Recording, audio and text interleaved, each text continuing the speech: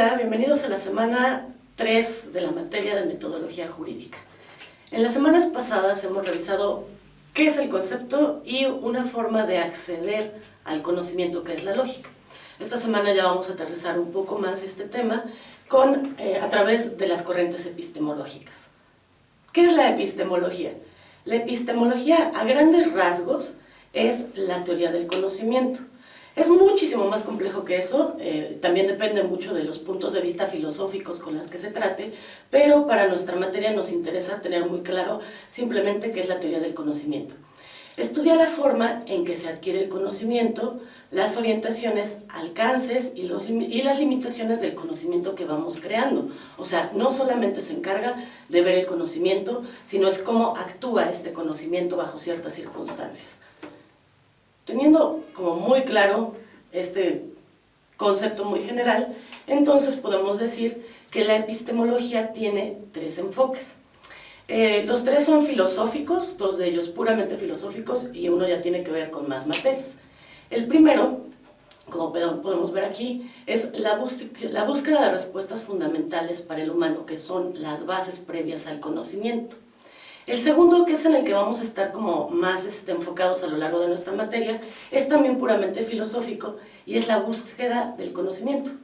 Y por último, el tercero es filosófico, pero es interdisciplinario. ¿Qué significa esto? Que también se va a valer de lo que dice la psicología, la biología, la sociología y otras ciencias sociales.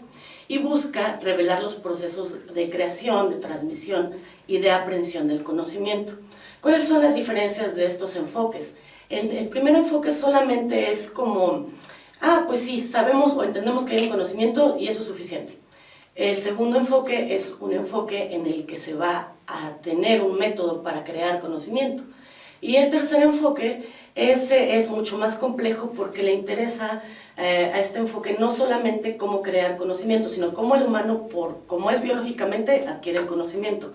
O por las características psicológicas que tiene, es que adquiere el conocimiento. Esto es mucho más complejo y ya se ve como en otras materias especializadas. ¿Cómo se aborda la epistemología? Bueno, tomando como un enfoque exclusivo, podemos decir que no hay un consenso sobre una sola teoría del conocimiento. Cada autor tiene un criterio y una clasificación. Sin embargo, sin importar el autor, el estudio de la epistemología es útil para comprender que la creación del conocimiento es una actividad sistemática, es decir, que siempre habrá una metodología en la búsqueda del conocimiento. ¿A qué se refiere esto?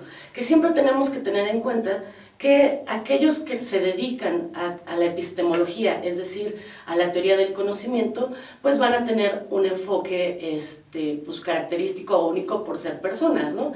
Sin embargo, sin importar en qué momento se dio, qué autor lo hizo, o en qué lugar geográfico, lo que nos tiene que quedar muy en claro es que la creación del conocimiento es sistemática. O sea, vamos a crear conocimiento siempre y cuando tengamos orden en nuestra formación del conocimiento.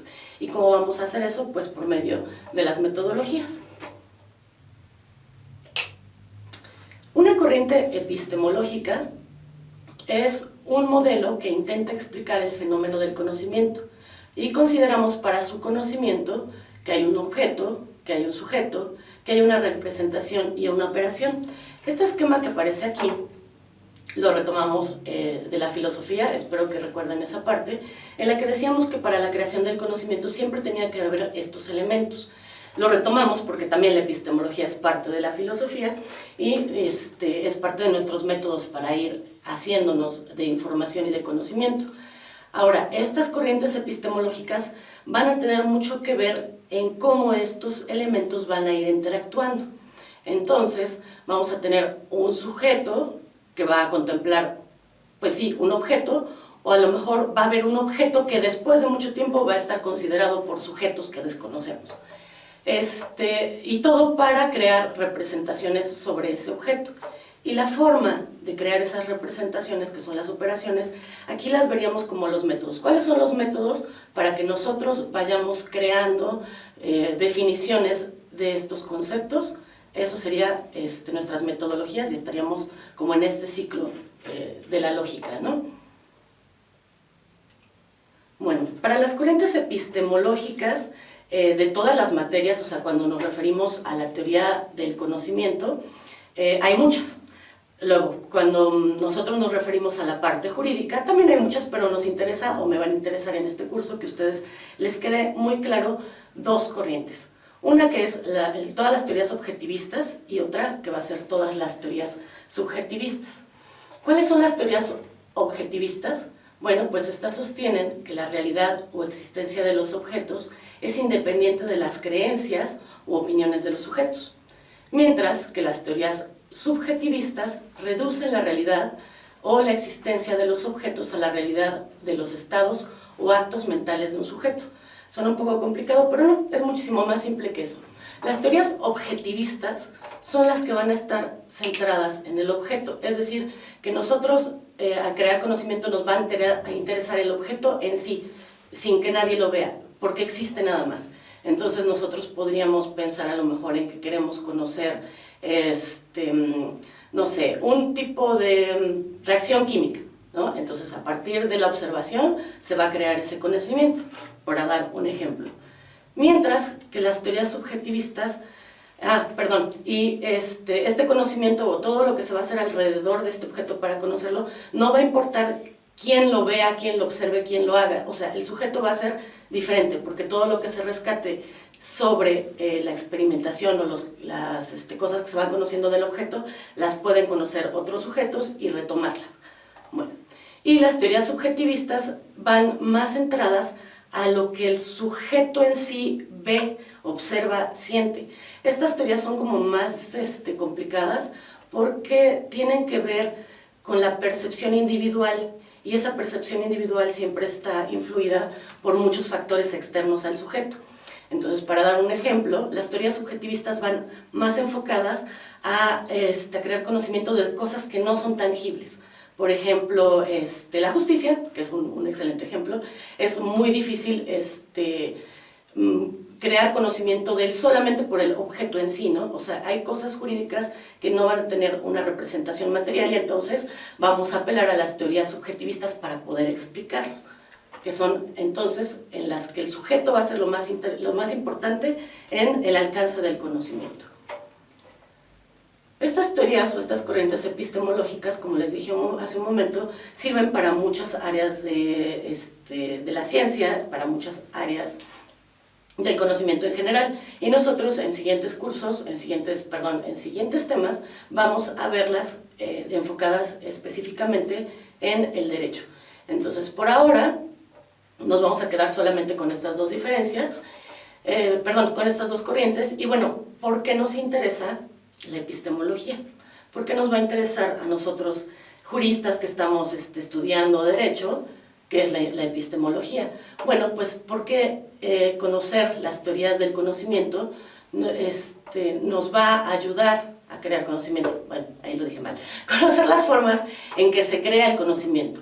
La epistemología también nos va a ayudar a ubicar en qué momento se creó el conocimiento y nos ayuda a entender por qué permanece o por qué se superó cierto conocimiento. Y por último, es un punto que nos interesa bastante, es que la epistemología nos ayuda a encontrar un punto de vista claro al ejercer nuestra actividad profesional. ¿Esto qué quiere decir? Cuando nosotros estamos, ya sea que nos dediquemos a la investigación, a la educación o a litigar en un tribunal, tener claro los conocimientos nos van a ayudar a hacer argumentos muy útiles, ¿no?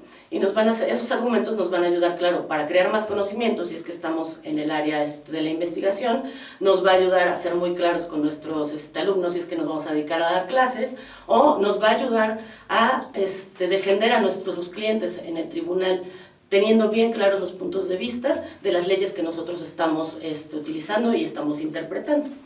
Entonces, para eso nos va a ayudar la epistemología en el área jurídica. Por el momento, por este video será todo. Creo que tienen suficiente información para contestar la siguiente pregunta, que es ¿cuál es la diferencia entre el enfoque objetivista y el subjetivista? Ahora, antes de despedirme, les invito a que hagan sus actividades en tiempo, en forma, para que por favor les podamos dar una retroalimentación adecuada. Bueno, hasta luego.